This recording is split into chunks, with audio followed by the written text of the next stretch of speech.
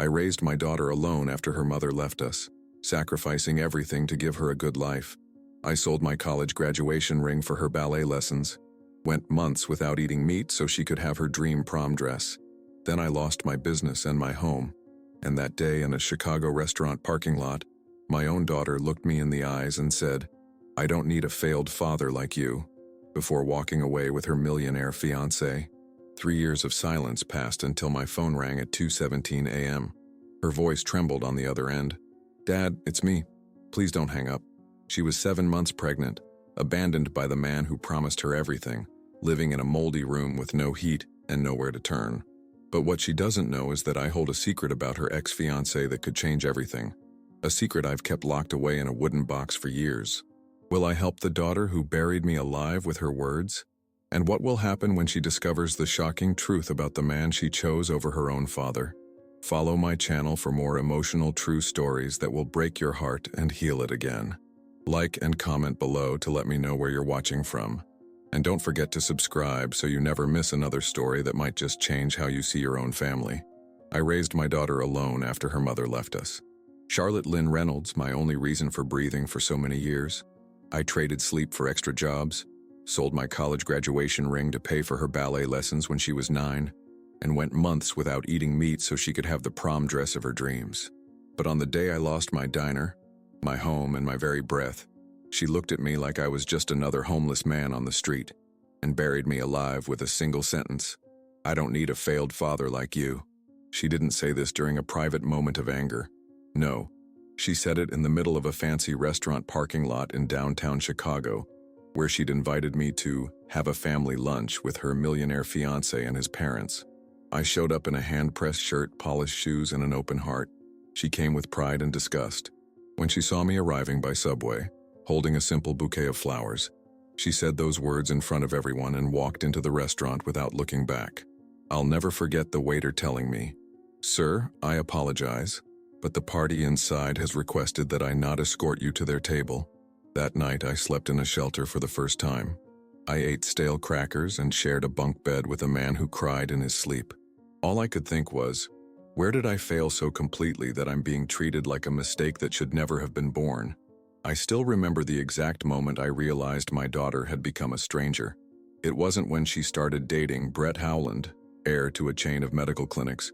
It wasn't even when she stopped returning my calls as her circle of friends changed. It was 3 months before that parking lot incident, at a small cafe where we met for her birthday. "Dad," she said, stirring her latte without making eye contact, "I'm thinking of changing my last name." "To Howland?" I asked, trying to sound supportive. "No," she said, finally looking at me with eyes I didn't recognize. "I want to use Mom's maiden name. Reynolds doesn't fit with where I'm headed." I felt like I'd been punched in the stomach. My late father had worked 16-hour shifts at a factory so I could keep that name with pride. And now my daughter was ashamed of it. "I see," was all I could manage to say. When the check came, I reached for it, a habit from years of being her provider. She snatched it away. "I've got it," she said with an edge in her voice. "I make more in a week than you do in a month now." She paid with a shiny credit card, leaving a tip larger than what I had in my wallet.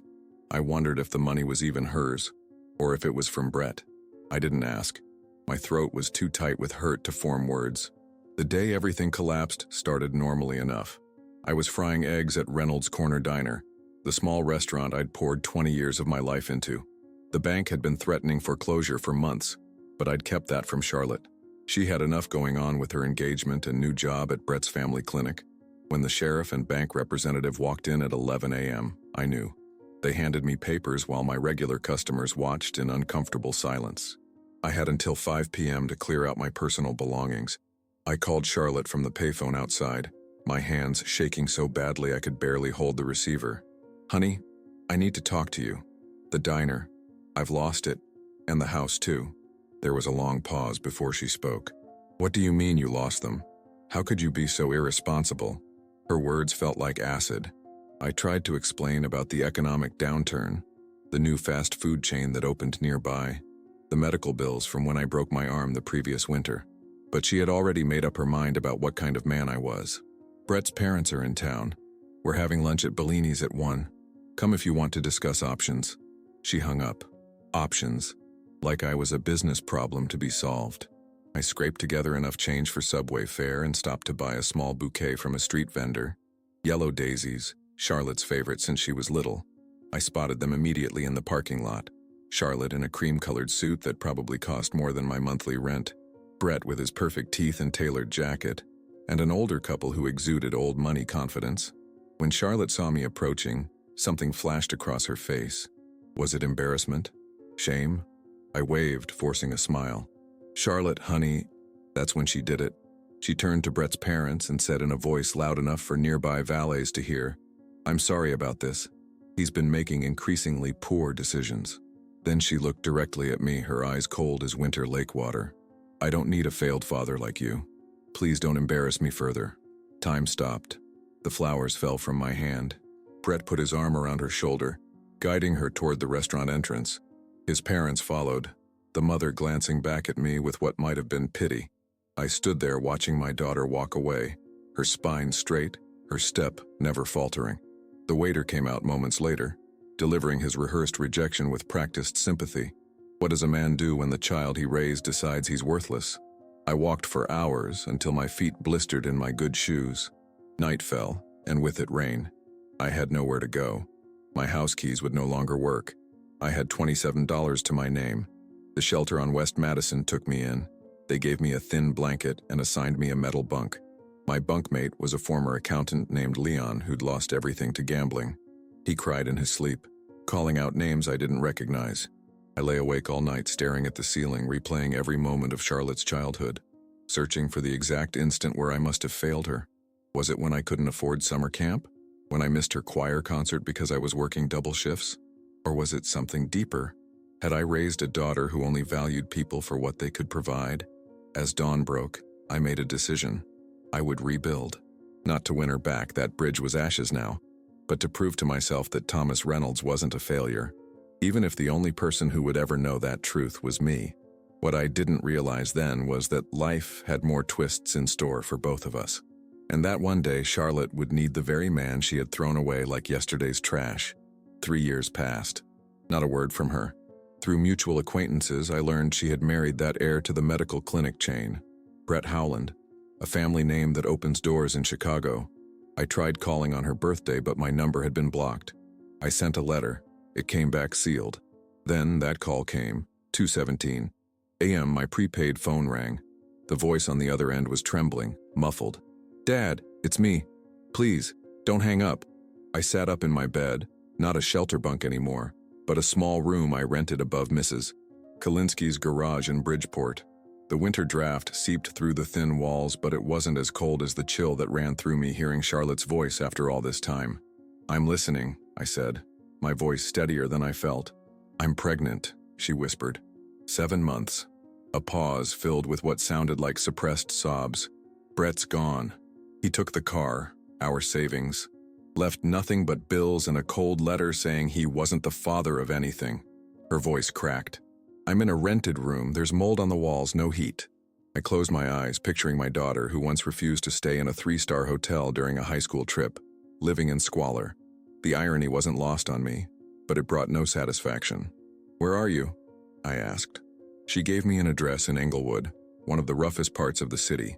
Then she asked, not for forgiveness, not for an apology. She asked for help.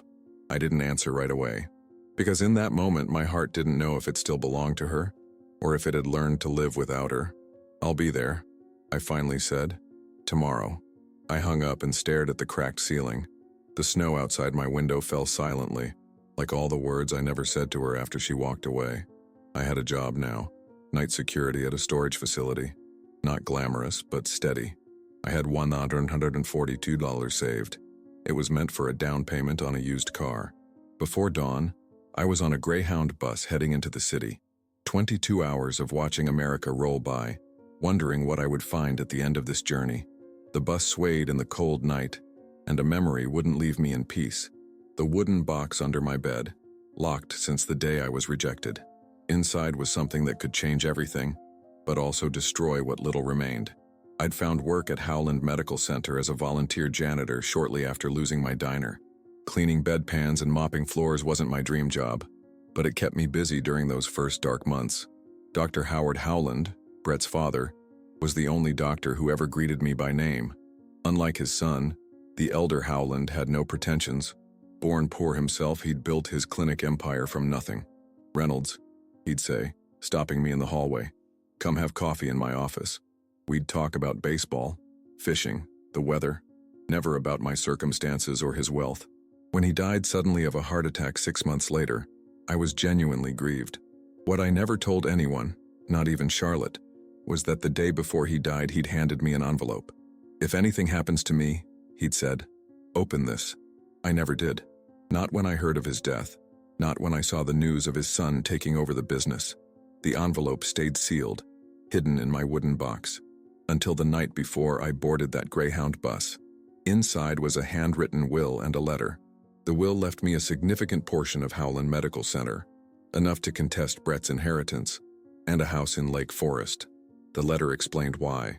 "Thomas, you remind me of myself before money changed everything. You're the most honest man I know. My son needs to learn that lesson, and I think you're the one to teach him." I'd folded the papers and locked them away again. I couldn't use them then, it felt wrong, opportunistic. But now as the bus rumbled through Indiana, I wondered if they were my daughter's last hope. The room was worse than I'd imagined. Peeling wallpaper, a mattress on the floor, a space heater that sparked dangerously when plugged in. And Charlotte, my God, Charlotte. Thin, pale, her eyes hollow caves that had seen too much. But there was something there I'd never seen before. Real fear. Not the fear of losing status, but the genuine fear of being forgotten. She embraced me. For the first time since becoming an adult, she hugged me like a little girl and cried. The room was small, and the smell of dampness mixed with her tears cut through me like a blade. I didn't say I forgave her, or that I loved her.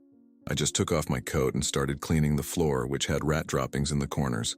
I stayed for 3 days, cooked for her, got donated diapers from a church, fixed a broken heater with tape and wire.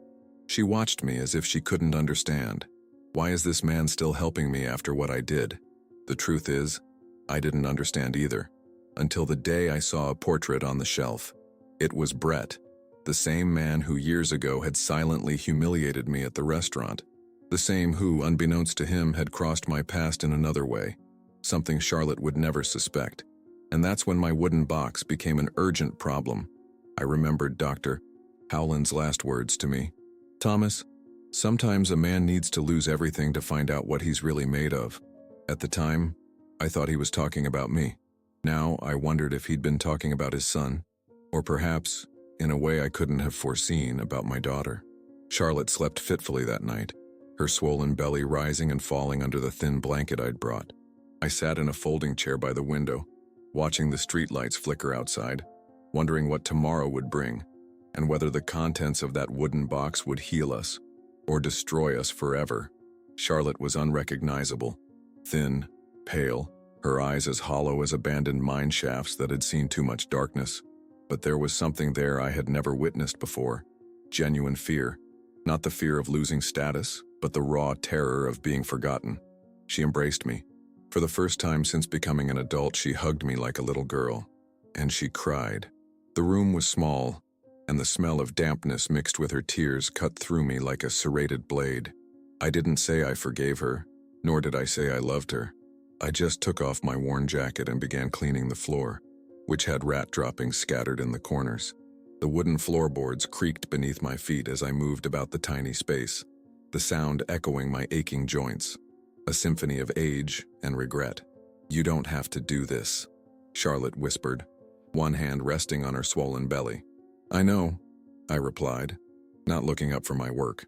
My hands, calloused from years of labor, moved with practiced efficiency despite their slight tremor, a new development in the past year.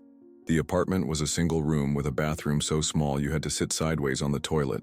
The walls were stained with water damage, creating patterns that resembled weeping faces, a fitting backdrop for our reunion. The lone window faced a brick wall, allowing just enough light to see how far she had fallen. I stayed for 3 days. I cooked simple meals on a hot plate that sparked dangerously. Oatmeal in the morning, soup for lunch, pasta for dinner. I went to St. Mary's on 47th Street and got donated baby clothes and diapers. The church ladies asked no questions when they saw my face. They recognized the look of a family in crisis.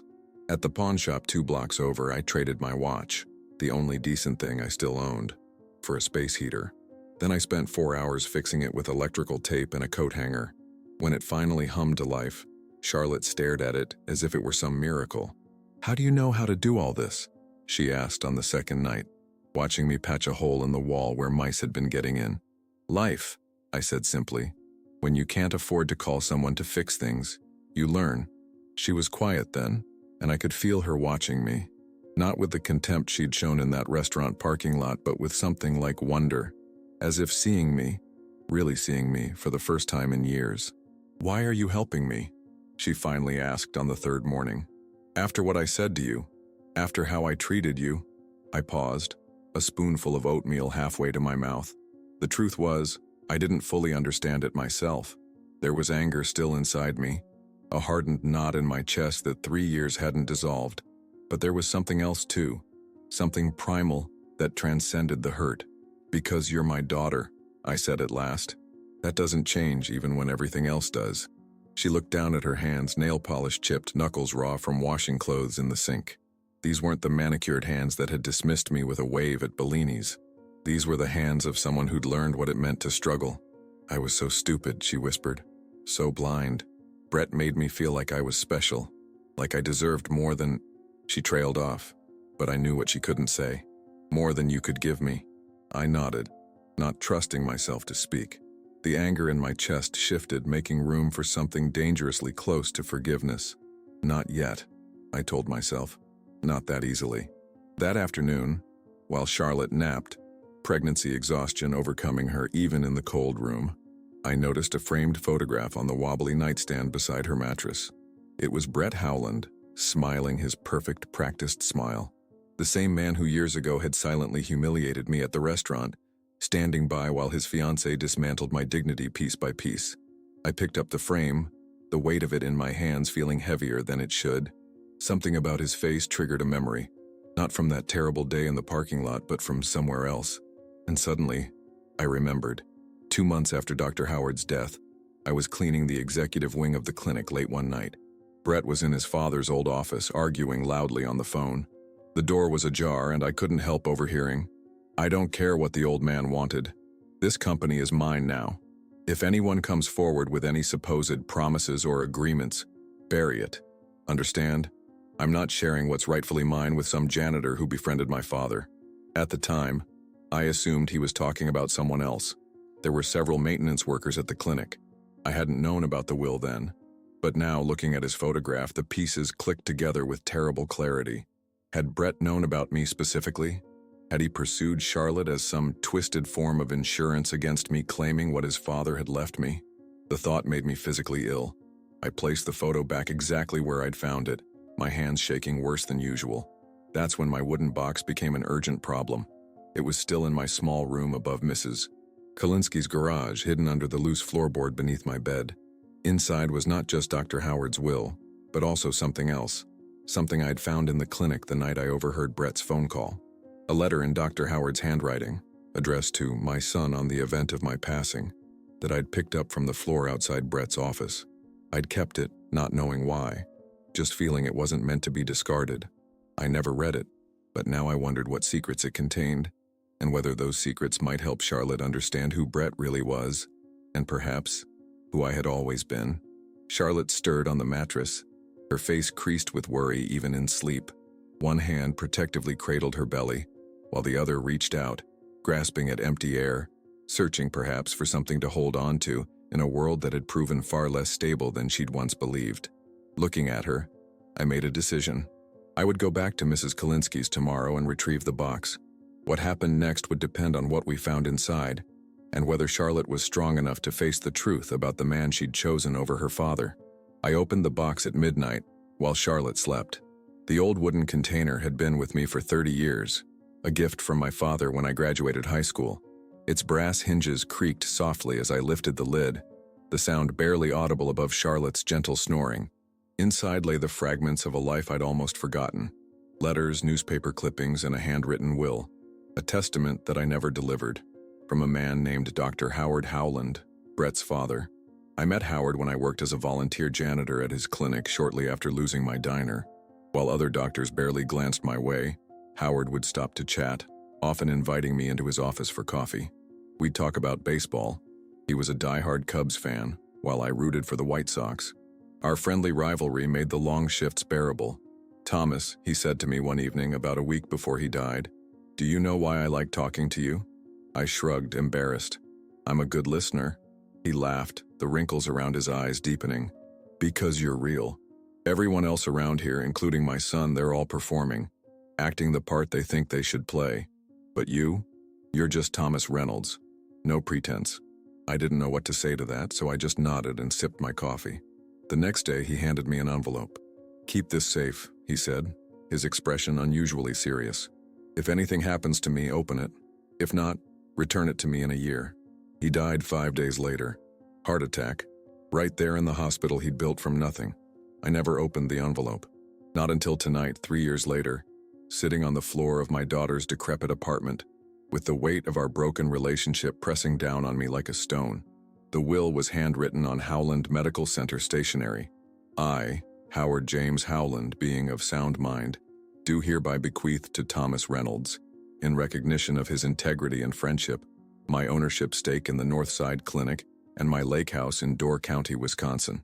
My hands trembled as I read the words. The Northside Clinic alone was worth millions, and I'd never claimed any of it.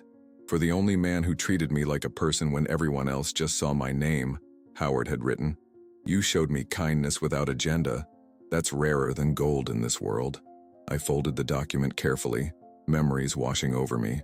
I remembered the day of Howard's funeral, how Brett had barely shed a tear, too busy accepting condolences from Chicago's elite.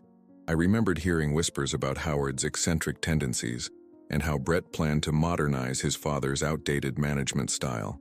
And I remembered walking away from the cemetery, the envelope heavy in my pocket, never to return to the clinic again. There was more in the box, a receipt that showed Brett had known me before he ever met Charlotte. 6 months after his father's death, he'd come to my apartment building, not to see me, but to meet with Mrs. Kalinsky about purchasing the property. I'd hidden in my room, not wanting him to recognize me, but he'd seen my name on the mailbox. I was sure of it.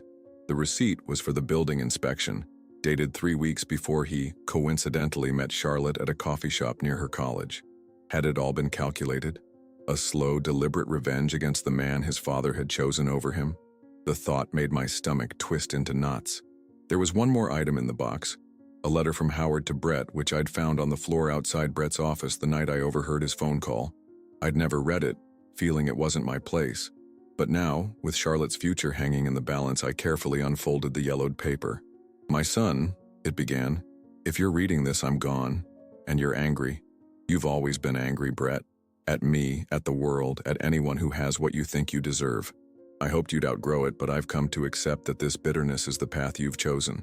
I paused, feeling like an intruder, but I had to know. The clinic empire I built wasn't meant to be a kingdom for you to rule, but a service to people who need help. That's why I've made arrangements for some of it to go to people who understand that mission. People like Thomas Reynolds, a man with nothing who gave everything to his child. Learn from him, Brett. Because all the money in the world won't make you rich if you remain poor in spirit. I sat back, my breath catching in my throat. Howard had seen through his son completely, had seen through me too, in ways I hadn't recognized. A floorboard creaked, and I looked up to find Charlotte standing in the doorway, one hand supporting her lower back, the other resting on her pregnant belly. Her eyes moved from my face to the papers spread before me. "What is that?" she asked, her voice thick with sleep. I hesitated, the truth burning on my tongue like acid. "How do you tell your daughter that the man she married may have only wanted her as a weapon against you? That her pain might have been engineered as part of a revenge plot?" "It's complicated," I said finally. "I'm tired of secrets, Dad." She lowered herself carefully to sit across from me, her movements slow and deliberate to accommodate her pregnancy. "Brett kept secrets. I kept secrets. Look where it got us." She was right. So I handed her Howard's letter to Brett, watching her face as she read, prepared for disbelief, anger, even denial. Instead, she simply nodded, a single tear tracking down her cheek.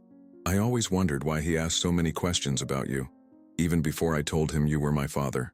She looked up at me, her eyes clear despite the tear. He knew exactly who you were, didn't he? From the very beginning. I nodded, unable to speak past the lump in my throat. Charlotte carefully folded the letter and handed it back to me. "Show me the rest," she said.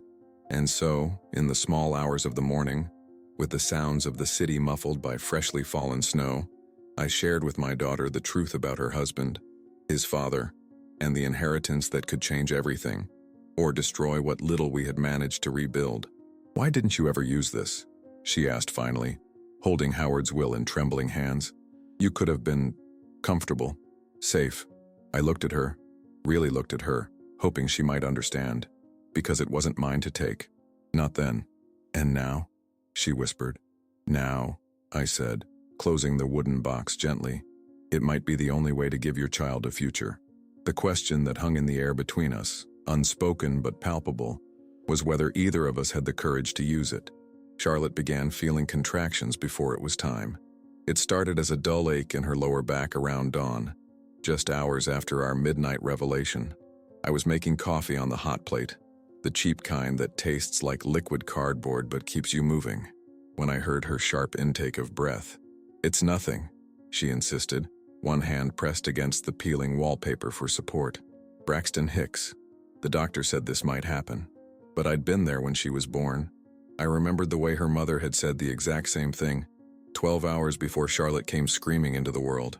Some knowledge sits in your bones, refusing to be forgotten. "Which doctor?" I asked, trying to keep my voice steady. "When was your last appointment?"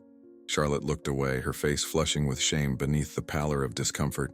3 months ago. Before Brett. Before everything fell apart. The insurance was through his family's company." Another contraction hit, stronger this time. She couldn't hide the grimace that twisted her features, transforming her for a moment into the little girl who'd broken her arm falling from the oak tree in our backyard. The same determined set of her jaw, the same refusal to admit the pain was overwhelming. "We're going to the hospital," I said, already gathering her tattered coat and the small bag of essentials we'd packed just in case. "We can't afford it," she whispered, but she didn't resist when I helped her to her feet. "Some things you can't afford to ignore," I replied.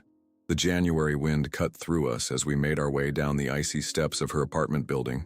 Snow had fallen overnight, covering the city's grime with deceptive purity, but doing nothing to buffer the bitter cold. Charlotte leaned heavily on my arm, her breath coming in small, cloudy puffs. No cabs would stop in this neighborhood. The bus would take too long. With a silent prayer to whatever God might be listening, I used my cell phone, the prepaid one with exactly $7.42 of credit left, to call an ambulance. It could be a false alarm, the dispatcher warned after hearing the symptoms. "I'll take that chance," I said, watching as Charlotte doubled over with another contraction, this one lasting longer than the others. We waited 23 minutes in the snow. I counted every second, just as I'd counted every penny in my wallet earlier that morning. Not enough. Never enough. When the ambulance finally arrived, its lights painting the grimy snow red and blue, the paramedics moved with urgent efficiency. "How far along? When did contractions start? Any bleeding?" Their questions came rapid fire as they helped Charlotte onto the stretcher. "She's about 7 months," I answered, following them into the ambulance. "No bleeding that I know of." Contractions started around 6 a.m. The younger paramedic, Kevin according to his name tag, glanced at me. "You're the father?" It was an innocent question, meant only to establish relation. But in that moment, the weight of the past 3 years crashed down on me. Was I still her father? After the rejection, the silence, the missed birthdays and holidays, did I still claim that title? Charlotte's eyes found mine from the stretcher, wide with pain and something else. Fear, yes, but also a desperate kind of hope. "Yes," I said firmly. "I'm her father." Cook County Hospital was overcrowded, understaffed, and overwhelmingly loud. We waited in the emergency room for over an hour, Charlotte's contractions growing closer together, her face draining of color with each wave of pain. I held her hand, the first time she'd let me do that since she was 15, and tried not to show my own fear. When they finally took her back, a harried nurse stopped me at the double doors. "Family only beyond this point." "I'm her father," I repeated, the words gaining strength each time I said them. She nodded, distracted by the chaos around us, and let me pass. The examination room was barely larger than a closet. A young doctor, she couldn't have been more than 30, checked Charlotte with brisk professionalism. "You're in preterm labor," she announced. 5 centimeters dilated already. We need to try to stop it, or at least slow it down. The baby's lungs aren't fully developed yet. Charlotte's grip on my hand tightened. "Is my baby going to be okay?" The doctor's expression softened slightly. "We're going to do everything we can, but I need to be honest with you, this is serious." They moved her to the labor and delivery floor, hooking her up to monitors that beeped in rhythmic counterpoint to my racing heart. Medications flowed through an IV, attempting to slow the contractions that came anyway.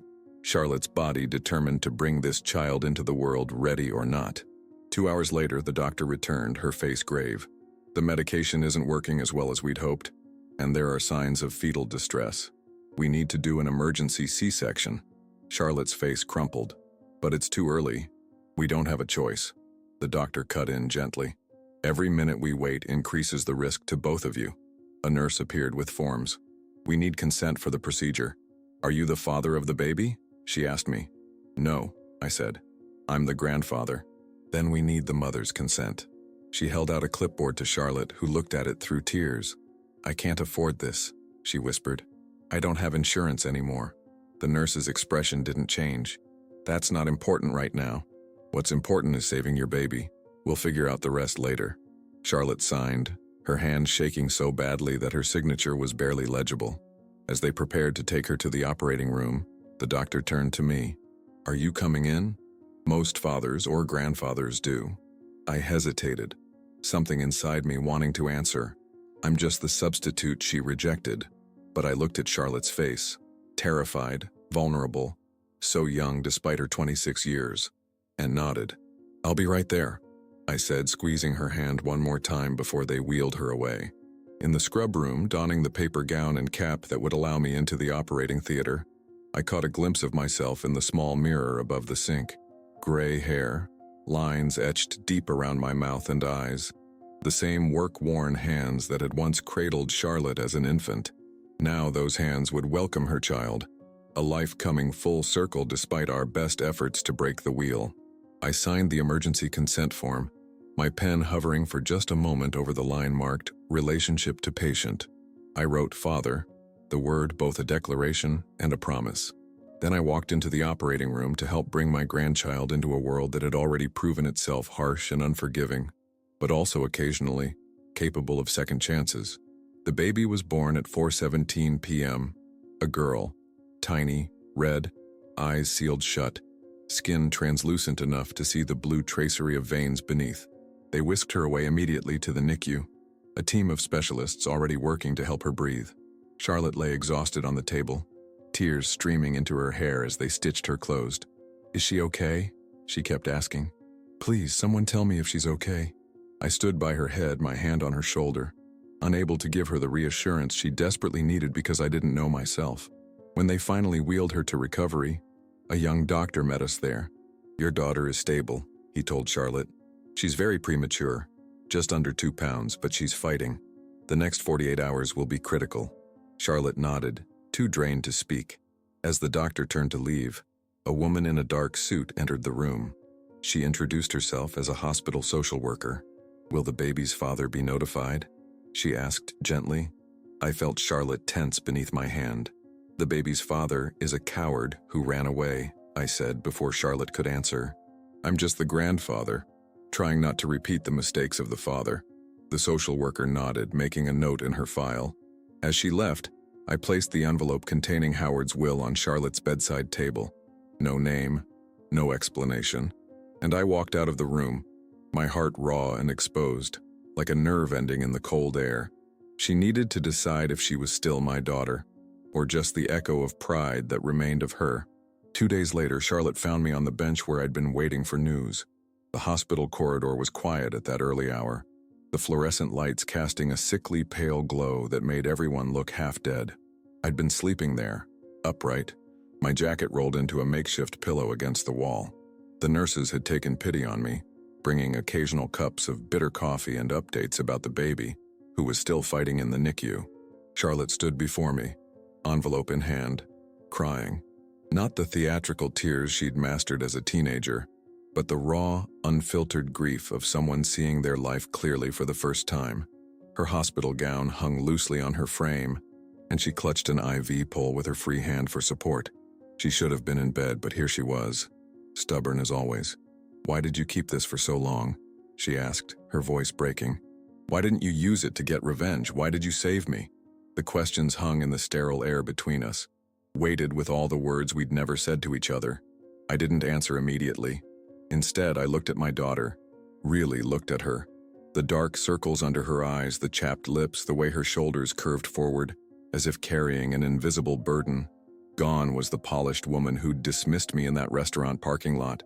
In her place stood someone humbled by life's cruel reversals. "Because you're my daughter," I finally said, my voice rough from lack of sleep. "And because your baby deserves a fresh start, without carrying our baggage." Simple words, but they cracked something open inside Charlotte. She sank onto the bench beside me, the envelope crumpling in her grip, and leaned her head against my shoulder, just like she used to do when she was small, when we'd sit on our porch swing watching thunderstorms roll in over Lake Michigan. "I don't deserve you," she whispered. "It's not about deserving," I replied. "It never was." We sat in silence for a long moment, the hospital's mechanical hum the only sound. Then Charlotte straightened, wiping her eyes with the back of her hand. "I named her," she said. "The baby. I hope that's okay." I nodded, a lump forming in my throat. "What did you choose?" "Hope," she said simply. "Hope Reynolds. Not Howland. Reynolds. My name. The one she'd once been so eager to shed."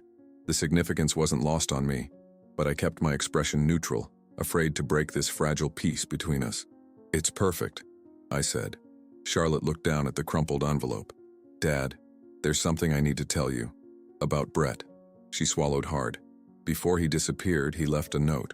I didn't understand it then, but after reading this," she gestured with the will, "it makes sense."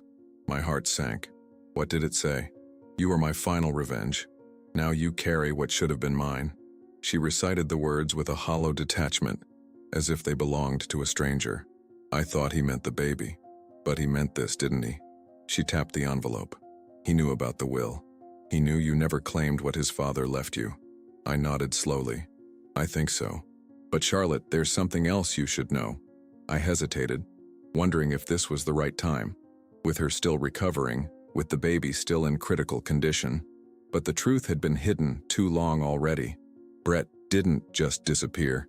He's in a private clinic admitted for an overdose. I found out yesterday from an old friend who works security there. Charlotte's face paled further, making the hospital lights seem harsh against her skin. Is he alive?" "Yes," I said. "But he left something else for you. A letter was delivered to your old address. The landlord remembered me from when I stayed with you, so he called." I reached into my jacket pocket and pulled out a sealed envelope. It had been forwarded from Charlotte's previous apartment, the nice one she'd shared with Brett in Lincoln Park, before everything fell apart. The one with the doorman and the rooftop garden where they'd held their engagement party. The one I'd never been invited to visit.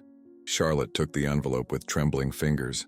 Unlike Howard's will, this one was addressed specifically to her, in handwriting I recognized from the photo frame in her rented room. Brett's elegant, confident script. "I can't," she said, trying to hand it back to me. "Not right now." I understood her fear. Some truths are too heavy to bear when you're already breaking. "Keep it," I said gently. "Read it when you're ready." She nodded, tucking it into the pocket of her hospital gown. Then, unexpectedly, she took my hand in hers. Her fingers were cold, but her grip was strong, like when she was 7 and crossing the street for the first time without being carried.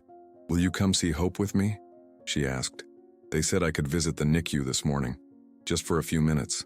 "Of course," I said, rising stiffly from the bench, my joints protesting after 2 nights of upright sleep. The walk to the neonatal intensive care unit felt like a journey through another world. We passed doctors consulting charts, nurses rushing between rooms, worried families huddled in waiting areas, life and death and everything in between, all contained within these antiseptic corridors. Before entering the NICU, we had to scrub our hands for a full 2 minutes. I watched Charlotte's face in the small mirror above the sink, her expression a mixture of terror and determination. She was scared of what awaited us, but more scared of facing it alone. "It's going to be overwhelming," the nurse warned as she let us in. "She's very small, and there are a lot of machines. But she knows your voices, and that helps." Nothing could have prepared me for the sight of my granddaughter.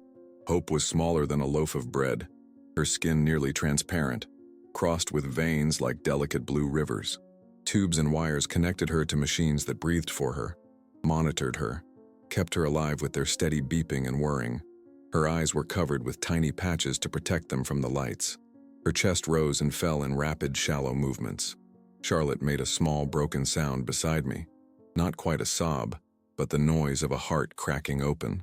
She reached one finger toward the incubator, stopping just short of touching the plastic.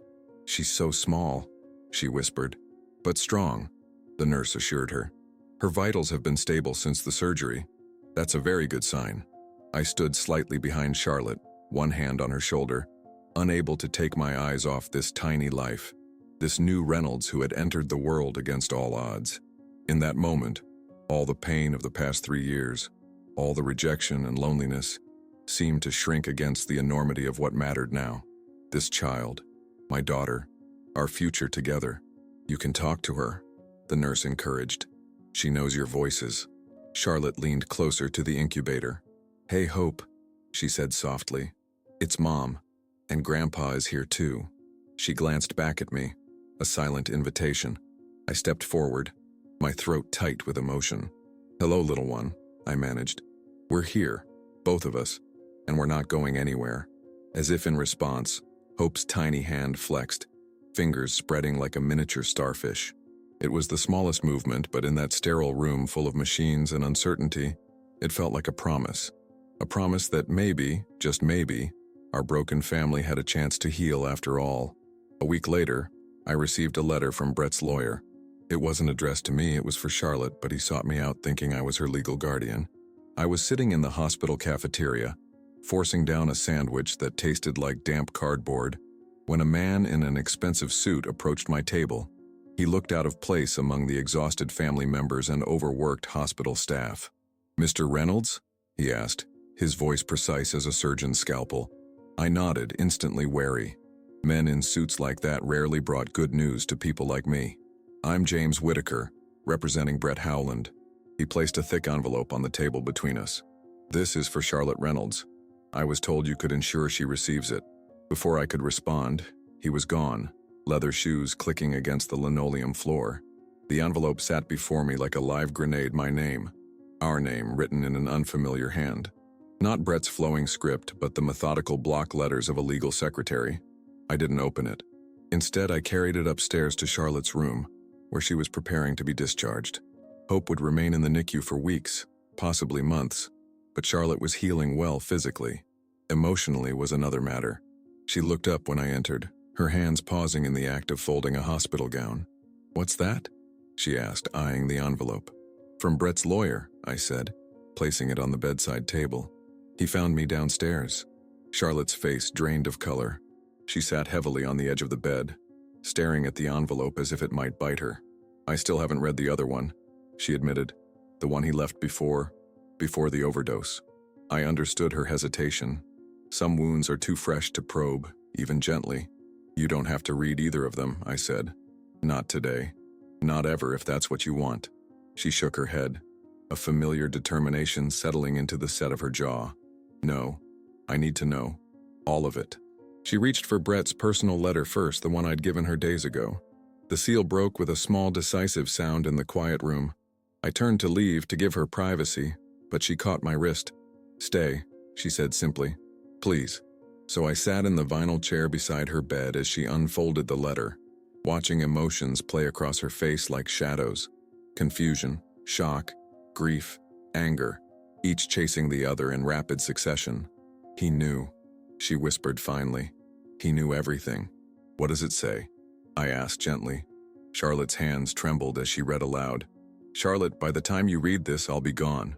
Not dead, I'm not that brave, but far enough away that you won't find me. What I've done to you is unforgivable, and that's precisely why I did it." She paused, taking a shuddering breath before continuing. "Years ago, I discovered my father left a significant inheritance to a man named Thomas Reynolds, a janitor he befriended in his final months.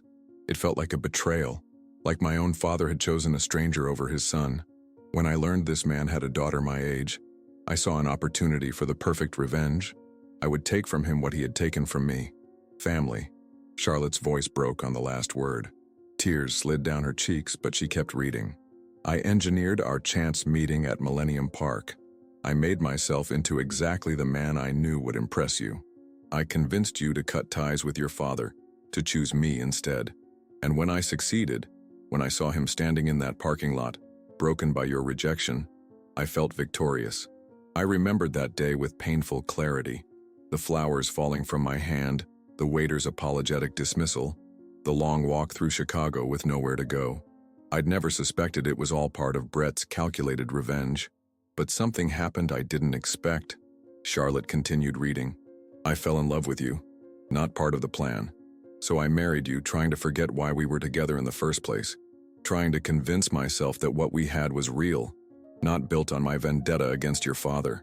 She looked up at me, eyes swimming with tears. Did you know? Did you suspect any of this? I shook my head. Not until I found his photograph in your apartment.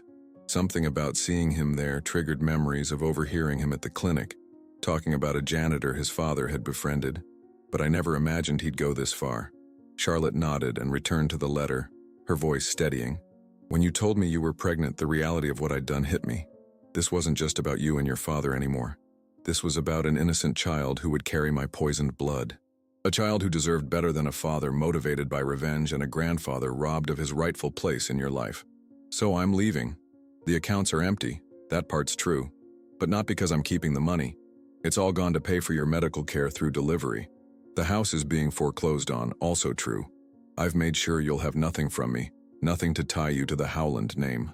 Even with everything I've done, I discovered I loved that child, and I couldn't live with what I did to you both. Charlotte slowly folded the letter, her expression unreadable. Then, with deliberate movements, she reached for the larger envelope from the lawyer. This time, she didn't read aloud.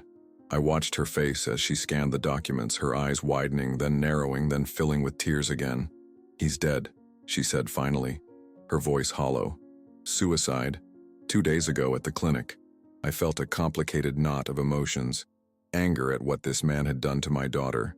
Pity for how his bitterness had consumed him. Relief that he could no longer hurt her. Grief that Hope would never know her father. There's more, Charlotte continued, looking up at me with stunned eyes. He admitted everything to the lawyers. About discovering years ago that his father had left an inheritance to you.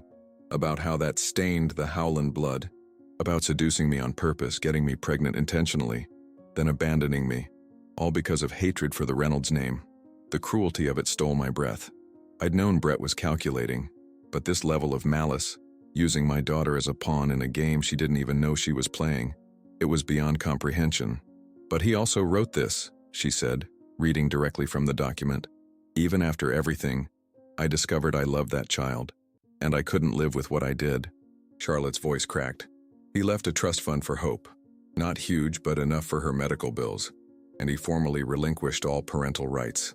Charlotte set the papers aside and looked at me. Really looked at me, for the first time in years. He was a monster, she whispered. But even so, I wanted him to change. I reached for her hand, holding it between both of mine. There was nothing to say that could make this better. No words to ease the magnitude of this betrayal. So I just held on, offering the only thing I had left, my presence. After a long silence, Charlotte squeezed my hand.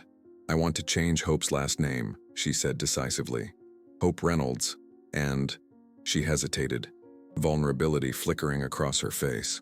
I want to come home with you, to the house we inherited from Dr. Howard, if that's still possible. Irony? Perhaps. But also poetic justice that Howard's final gift would provide shelter for the family his son had tried to destroy. Of course it's possible, I said, my voice rough with emotion. That's what homes are for, people who need them. As the afternoon sun slanted through the hospital window, casting long shadows across the room, I realized we had come full circle. Charlotte had rejected me at the height of her prosperity. Now, at her lowest point, she was choosing to come home. Not out of desperation, though that was certainly part of it, but out of a recognition that some bonds cannot be severed, even by years of silence and pain. Some ties, like the one between father and daughter, between grandfather and granddaughter, are meant to endure, bending but never breaking under the weight of our human failings. Today I live with Charlotte and Hope in a simple wooden house with a garden and the smell of cookies in the afternoon. The lake house in Door County that Howard left me turned out to be a modest cabin rather than the mansion Brett might have imagined. 2 bedrooms, a stone fireplace, and windows that frame the Wisconsin sunrise over Lake Michigan. It's more than enough for us. 3 years have passed since that day in the hospital when Charlotte asked to come home with me. Hope is a sturdy toddler now with wild curls that catch the light like spun copper. Neither Charlotte's straight blonde nor Brett's carefully styled brown. A genetic wild card, the doctors called it. I call it perfect. Charlotte has changed too. The polished, status-conscious woman who once cut me from her life has been replaced by someone softer, yet stronger. She's in her 2nd year of nursing school, determined to work in the NICU where Hope spent her first 2 months of life. Her hands, once manicured and adorned with Brett's diamond, are now often ink-stained from taking notes or slightly rough from the hospital-grade sanitizer she uses during clinical rotations. As for me, well, I'm learning what it means to be needed again. Not just tolerated or accommodated, but genuinely needed. Hope calls me Pop Pop with the brightest eyes I've ever seen. She toddles after me in the garden, tiny fingers reaching for tomatoes I pretend not to notice her picking. When thunderstorms roll in off the lake, she climbs into my lap with complete trust that I'll keep her safe from the noise. The pain still lives with me, a quiet shadow that follows me through the rooms of this house. There is no magical forgiveness that erases all wounds, but there is love that persists despite them. And Charlotte calls me Dad, again. Not with the carefree enthusiasm of childhood, but with the respect of someone who understood too late that I never failed her by being poor. She failed by not seeing the wealth that had always been there. I remember the day we brought Hope home from the hospital. The cabin had stood empty for years, dust covers shrouding the simple furniture, cobwebs draping the corners like forgotten holiday decorations. Charlotte and I spent a week cleaning, painting, making the place habitable, while Hope gained those final crucial ounces in the NICU. It's not much, I'd said apologetically as I unlocked the front door, acutely aware of the contrast between this weathered cabin and the sleek downtown condo she'd shared with Brett. Charlotte had stood in the doorway, Hope bundled against her chest in a carrier, surveying the modest living room with its mismatched furniture and the kitchen with its outdated appliances. For a moment, I'd seen a flicker of something in her eyes. Regret, disappointment, and my heart had sunk. Then she'd turned to me, tears streaming down her face. "It's perfect," she'd whispered. "It's home." That night, after we'd settled Hope in the second-hand crib I'd restored, Charlotte and I sat on the porch swing, watching lightning play over the distant water, just like we used to do on summer evenings when she was small. "I've been thinking about what Brett did," she said quietly, her voice barely audible above the creak of the swing's chains. "Using me to hurt you." I'd stayed silent, giving her space to continue. "The thing is," she said, "he succeeded. He drove us apart. He made me see you as less than, and I let him." Her voice broke. "I'm so ashamed, Dad." I remember how the admission hung in the air between us, honest and raw. "We both made mistakes," I'd finally said. "I should have told you about Howard's will when I first received it. Should have been honest about working at the clinic. Maybe if I had—" "No," Charlotte interrupted firmly. "Don't take this on yourself. I was an adult. I chose to value things over people. I chose to be ashamed of where I came from, of you, instead of proud of everything you sacrificed for me." She'd reached for my hand then, holding it tightly in the darkness. "I'm not that person anymore. I don't want Hope to ever be that person." "She won't be," I'd assured her. "We'll make sure of it." And we have been, day by day, teaching Hope what really matters through our actions more than our words. She may not have designer clothes or a trust fund waiting for her 18th birthday, but she has something far more valuable: people who love her unconditionally. Last month, a letter arrived from Howland Medical Center. The board of directors had reviewed Howard's original will, the one I'd finally submitted after Brett's death, and acknowledged that while the statute of limitations meant I couldn't claim the full inheritance, they were offering a settlement. Not millions, but enough to pay off the cabin, cover Charlotte's remaining nursing school tuition, and start a modest college fund for Hope. Charlotte had stared at the check in disbelief. "After all this time," she'd murmured, Howard's final gift. What should we do with it? I'd asked. She hadn't hesitated. Save most of it for Hope's education. Use some to fix the roof before winter. Then she'd smiled, a mischievous glint in her eye that reminded me of the little girl who used to beg for ice cream before dinner, and maybe get a swing set for the backyard. Simple dreams. Real dreams. The kind that sustain you through hard times because they're built on what matters. Yesterday I watched from the kitchen window as Charlotte pushed Hope on her new swing, their laughter carrying across the yard like music. My daughter, who once cut me from her life as if I were a malignant growth, now calls me every day when she's at school just to check in. My granddaughter, who might never have known me if fate hadn't intervened, now falls asleep on my chest during our afternoon reading sessions, complete trust in her small body's relaxed weight against mine. The pain of rejection never fully disappears. Some nights I still wake up in a cold sweat, the echo of, "I don't need a failed father like you," ringing in my ears. But those moments grow rarer as new memories layer over the old wounds. If you're listening to my story and you have a father, or someone who tried to be one for you, reach out to them today, before they exist only in memory. Because I, who was judged so harshly by my daughter, am now her last safe harbor. Life has a way of bringing us full circle, of teaching us the lessons we need most in the most unexpected ways. Charlotte learned that status and money cannot fill the void of broken family bonds. I learned that sometimes holding on means knowing when to let go, and being there anyway when someone finds their way back to you. And Hope? She's learning what I wish I could have taught Charlotte from the beginning, that true wealth isn't measured in bank accounts or job titles or the brand of car you drive. It's measured in the people who stay when everyone else walks away. Family bonds can break in an instant, but sometimes it takes years to rebuild what was lost. When my daughter rejected me, calling me a failure in that restaurant parking lot, I never imagined that one day she would need me more than ever. Life has a way of bringing us full circle, teaching us the lessons we need most through our deepest wounds. What would you have done in my place? Would you have helped the child who once broke your heart? Or would pride have kept you away? The truth is, there is no perfect forgiveness. The pain still lives with me like a shadow, but there is love that persists despite it. Today, as I watch my granddaughter Hope playing in our modest garden, I understand that wealth isn't measured in bank accounts or status, but in the people who stay when everyone else walks away. If you have a parent or child from whom you've grown distant, I urge you to reach out before it's too late. Because sometimes the person you rejected may be the only one waiting with open arms when your world collapses. If this story touched your heart, please like, share, and subscribe to my channel for more real-life stories that remind us what truly matters. Your comments mean the world to me. Let me know what you thought of Thomas and Charlotte's journey, and share your own experiences of forgiveness and redemption. Remember, it's never too late to heal what's broken, as long as we're brave enough to take the first step.